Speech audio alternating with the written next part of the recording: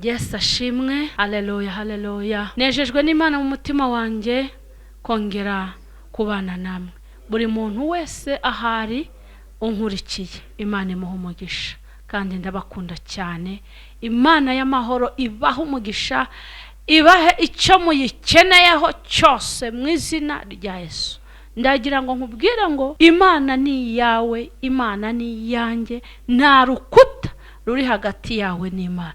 Uko waba uri kose kabone nubwo waba uri mu byaha, icyo nagukangurira ni ukubivamo ugashaka Imana, kubera yuko iragukunda. Ariko noneho iyo uyishakanye umwete birushaho kuba byiza. Iyo uvuye mu byaha birushaho kuba byiza, irushaho nayo kugushakana umwete wayo. Mu izina rya Yesu rero tugiye gusangira amagambo y'Imana. Murabyibuka aho mudukurikiranira ni kuri Holy TV Rwanda.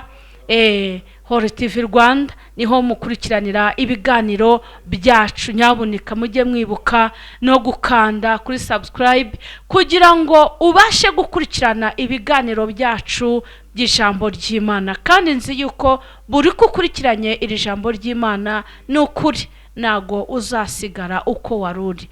Twe tuvuga ibi cyangwa ngiye kubabwira ibi, nanjye hari aho Imana yankuye, hari uko narindi kera. Ngira ngo abakurikirana ibiganiro byacu hari ubuhamya ngenda ntanga bw'ubuzima Imana yagiye inkuramo uko bukeye uko bwije, ariko nanjye nkagira ishaka ryo kuyishaka no kuyikunda. Reka dusenge kugira ngo dusangire ijambo ry'Imana riri muri Luka 19. Turi buhere ku murongo wa mbere. Luka 19 turi buhere ku murongo waho wa mbere tugeze ku murongo wa 10.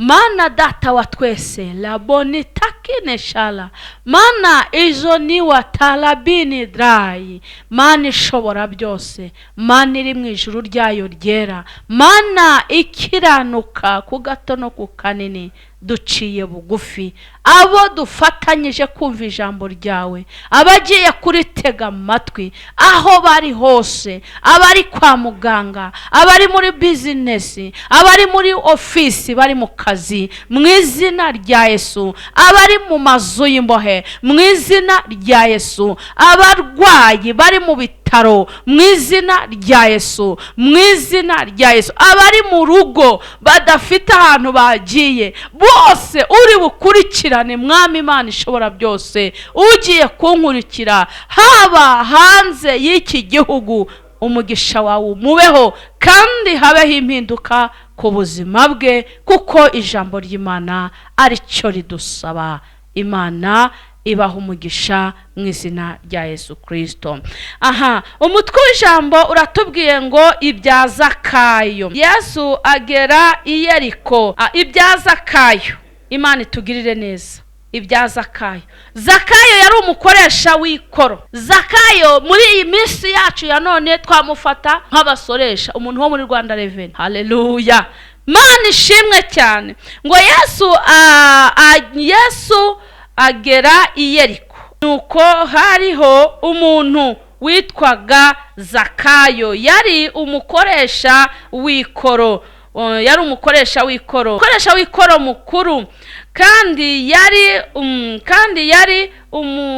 umutunzi. Ashaka kureba Yesu. Imana ishimwe. Ashaka kureba Yesu ngo amenye uko asa, ariko ntiyabibasha kuko abantu bari benshi kandi ari mugufiya. Amen. Mana ishimwe. Haleluya. Ngo ibya Zakayo, tuvuze ku bya Zakayo, tuvuze ku mugabo witwa Zakayo.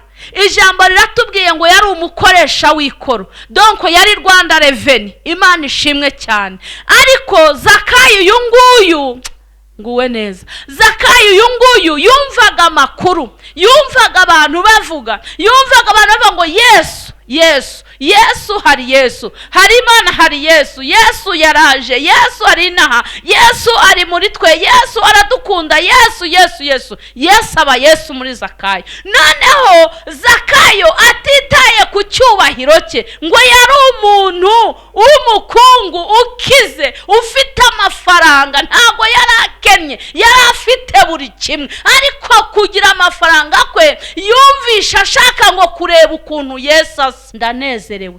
Wow, haleluya. Yumva ashaka kureba uburyo Yesu asa, yumva ashaka kureba ngo mbese uwo Yesu bavuga ninde, uwo Yesu bavuga sate, uwo Yesu bavuga reshyate, uwo Yesu bavuga ni muntu ki. Yumva agize ishyaka ryo kureka, ayiwe Imana ishimwe cyane, ryo kureka gusoresha uwo munsi.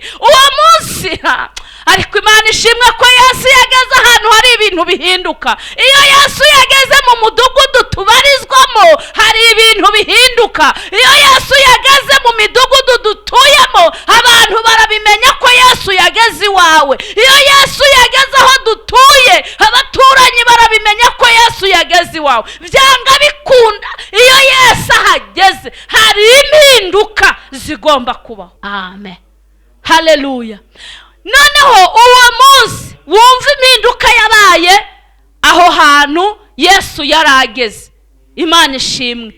Icyo gihe abaturage bacuruje free, nta muntu n'umwe wigeze usora uwo munsi. Bari gusoreshwa nande? Ko umusoreshe yari yagiye, yari yamaze kugenda. Ubwo bacuruje neza, baracuruza maze sinakubwira barayoragura, kuko umusoresha yari yagiye kwirebera nde? Kwirebera Yesu. Haleluya. Yari yagiye kwirebera Yesu. Yabonaga ibyo abamo, ibyo akora nta nyungu bimufiti, kabone nubwo yari afite amafaranga, ariko yumvaga amafaranga nta gaciro agifite ku buzima bwe, ahubwo yashakaga kureba Yesu. Imana ishimwe cyane. Ngo arangije areka gusoresha, mukoresha w'ikoro, haleluya, areka gusoresha uwo munsi, aragenda ajya kureba Yesu. Tuzamura icyubahiro cy'Imana ishobora byose.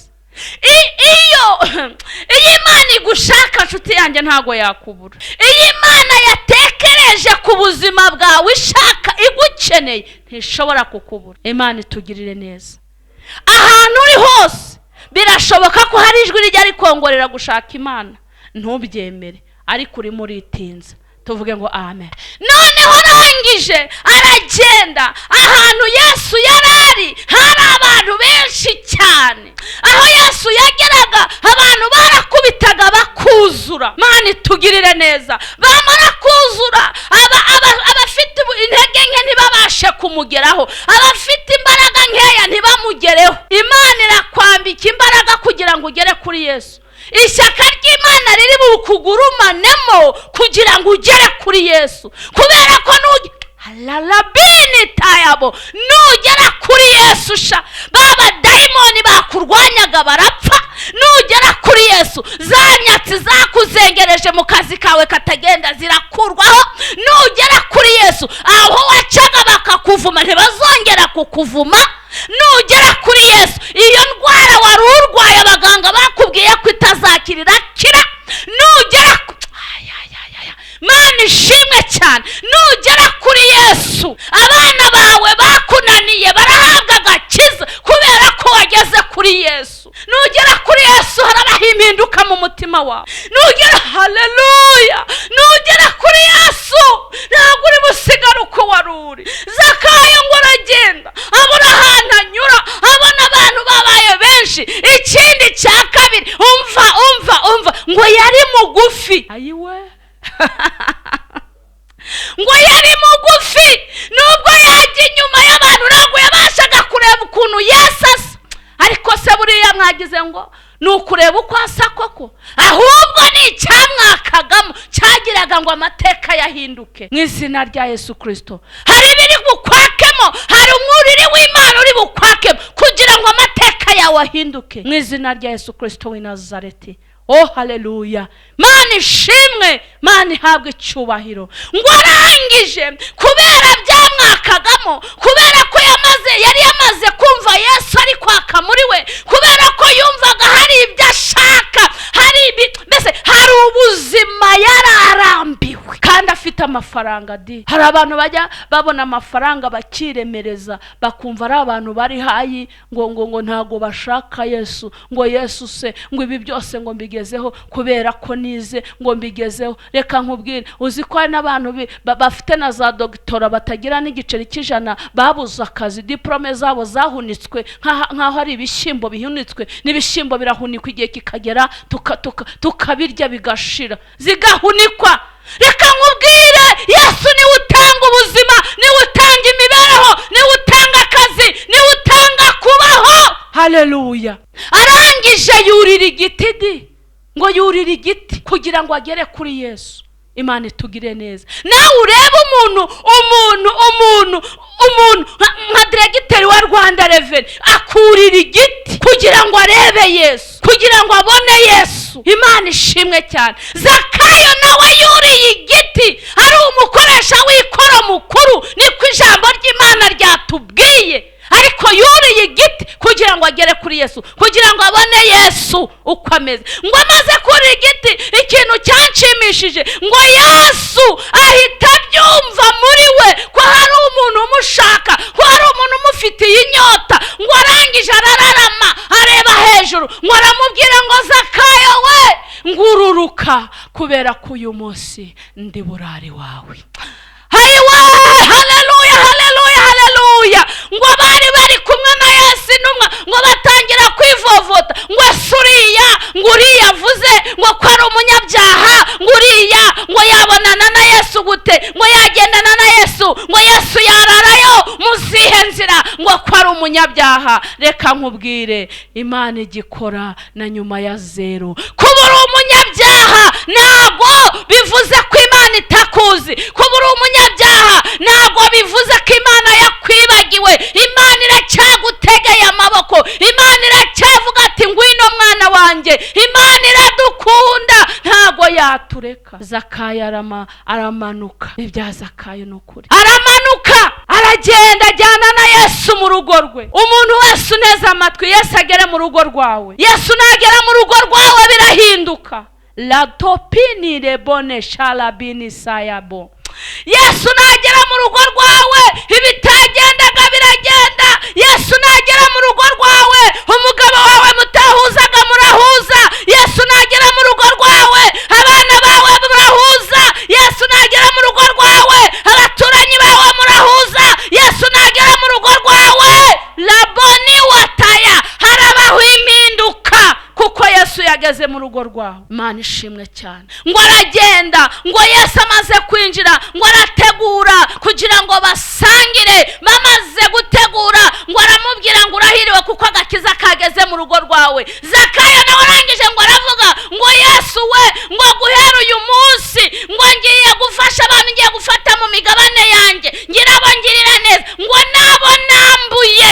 Mukoresha w'ikoro, hari nabo yanyanganyaga n'ibintu byabo akabyikorera, akabitwara, akabibambura ku gatuza kubera ko yarabifitiye ububasha. Ariko icyo gihe abari bafitanye nawe ikibazo cyarakemutse mu izina rya Yesu. Kubera iki? Yesu yari yageze mu mutima we. Yesu nagera mu mutima wawe, abo wariganyije uzabasubiza ibyabo. Yesu nagera mu mutima wawe, umva buri kintu cyose kizagenda neza. Ndifuza ko Yesu agera ku buzima bwawe, agera ku bana bawe, agera ku mugabo, bigatungana. Shalom, shalom.